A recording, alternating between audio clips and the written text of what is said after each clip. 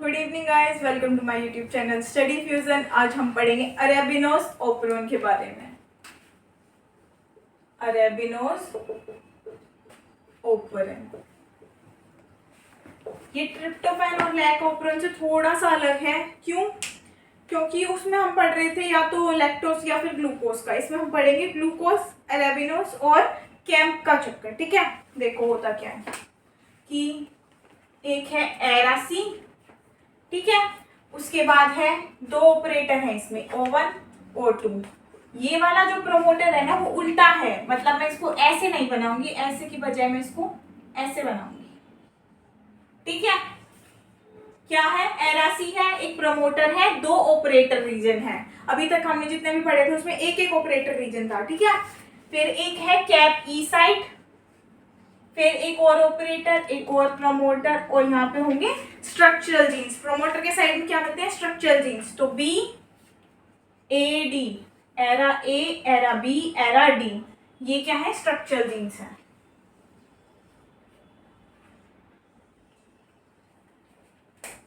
देखो क्या है,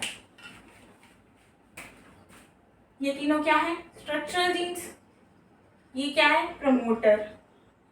ये क्या है? ऑपरेटर। ये क्या है? Camp binding site. ये दोनों फिर से क्या है? ऑपरेटर है। ये क्या है? प्रमोटर, पर ये उल्टा है। और ये एरासी फॉर्मिंग जीन है। ठीक है, इससे एरासी बनेगा ऐसे। ठीक है, दो ऑपरेटर एक साथ है, उसके अलावा एक और ऑपरेटर है, एक प्रमोटर है, स्ट्रक्चरल जीन्स है, इस साइड एक प्रमोटर है। ठीक है, देखो अब क्या होगा।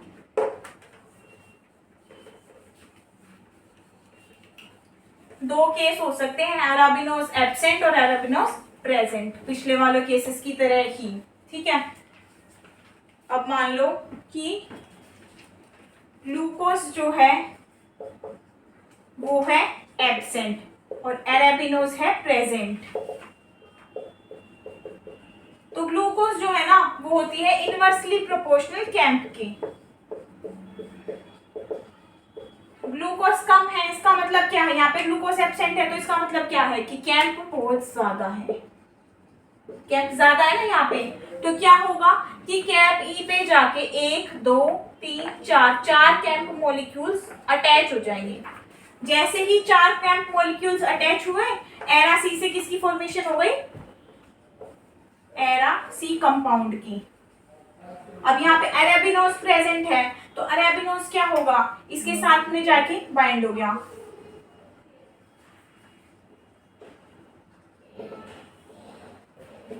कैंप बने, कहाँ मिलेंगे? कैप ई साइड पे। चार मॉलिक्यूल कैंप के यहाँ पे अटैच हो गए हैं। प्रमोटर था, प्रमोटर से यहाँ पे आरएनए पॉलीमरेज आई, एरा सी की फॉर्मेशन हो गई। एरा सी पे अरेबिनोस बाइंडिंग साइड थी, अरेबिनोस हो गया अटैच। ठीक है, अब ये काम करेगा एक्टिवेटर का। ये जो कंपाउंड है ये काम करेगा एक्टिवेटर का। ठीक है, और जब ये एक्टिवेटर का काम करेगा तो ये किस पे जाके बाइंड हो जाएगा? एक रीजन यहाँ पे रह गया है, ऐसे लगा लो, तो इस पे जाके ये बाइंड हो जाएगा। एक्टिवेटर जाएगा रिप्रेसर वाली साइड पे जाके बाइंड हो जाएगा। अब इसने रिप्रेसर को ही खत्म कर दिया तो क्या पी बी ए डी जो जीन थे वो अपना काम कर पाएंगे? कर पाएंगे, ट्रांसलेशन हो जाएगी। हुआ क्या है? कैंप बहुत ज्यादा थे क्योंकि ग्लूकोज थी कम, कैंप जाके बाइंड हो गई कैप ई साइड पे। यहाँ से एरासी की फॉर्मेशन हुई, एरासी अरेबिनोस के साथ में बाइंड हो गया और एक्टिवेटर का काम किया और रिप्रेसर पे जाके बाइंड हो गया। ठीक है, तो जो बी ए डी जीन थे उन्होंने क्या करा दी?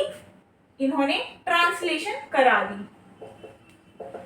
ठीक है, बहुत ही सिंपल केस है। कैंप जाके बाइंड हो गया, एरासी की फॉर्मेशन होगी, अरेबिनोस बाइंड हो गया, एक्टिवेटर की तरह काम करेगा, आई पे जाके बाइंड हो गया और क्या हो गई? फॉर्मेशन हो गई किसकी? बी ए डी प्रोटीन्स की। ठीक है, अरेबिनोस के प्रेजेंट केस था ये। अब देखो अरेबिनोस जब एब्सेंट होगा तो क्या होगा?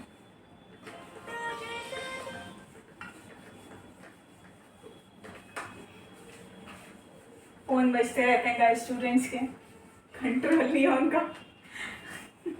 देखो क्या है, ग्लूकोज तो अब हो जाएगा एब्सेंट और अरेबिनोज हो जाएगा प्रेजेंट। सॉरी, ग्लूकोज हो जाएगा प्रेजेंट और अरेबिनोज हो जाएगा एब्सेंट। तो अब क्या होगा, जो एरा सी बन रहा था ना, एरा सी किससे जाके बाइंड हो जाएगा, ऑपरेटर 2 से। ऑपरेटर 1 और ऑपरेटर 2 दो बताए थे ना मैंने। तो मान लो कि ये ऐसे हो जाएगा, ये O1 है, ये O2 है, ठीक है, ऐसे हो जाएगा ये, ठीक है। यहाँ पे वही है, बी है, ए है, डी है, ठीक है। यहाँ पे क्या था, प्रमोटर था, इंड्यूसर था, ऐसा था, ठीक है। और कैप बाइंडिंग साइट थी यहाँ पे, है ना।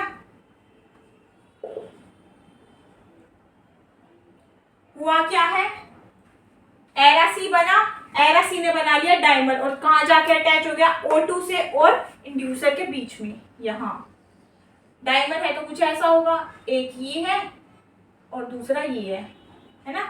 क्या है ये, एरा सी है, इससे जाके बाइंड हो गया। तो ये क्या, आरएनए पॉलीमरेज को अपना काम करने देंगे। आरएनए पॉलीमरेज बीएडी से प्रोटीन बना पाएगी, नहीं बना पाएगी। क्या हुआ है, एरा सी बना, एरा सी का डाइमर बना है, ऑपरेटर 2 और इंड्यूसर रीजन से वो जाके बाइंड हो गया है, और क्या हुआ है, बीएडी की फॉर्मेशन जो थी वो रुक गई है, ठीक है।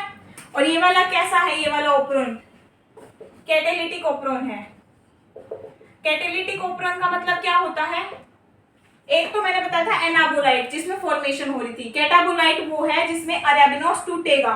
अब मैंने आपको ये नहीं बताया कि जब बीएडी अपना काम कर रहे थे तो उनका काम क्या था, उनका काम था अरेबिनोस से जाइलोज 5 फॉस्फेट बनाना, और जाइलोज 5 फॉस्फेट से ग्लूकोज। और ग्लूकोज किस प्रोसेस के लिए यूज होता है, ग्लाइकोलाइसिस के लिए।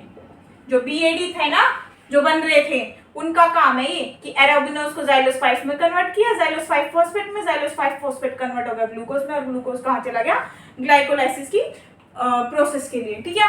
आज के लिए इतना ही, मिलते हैं नेक्स्ट क्लास में, बाय।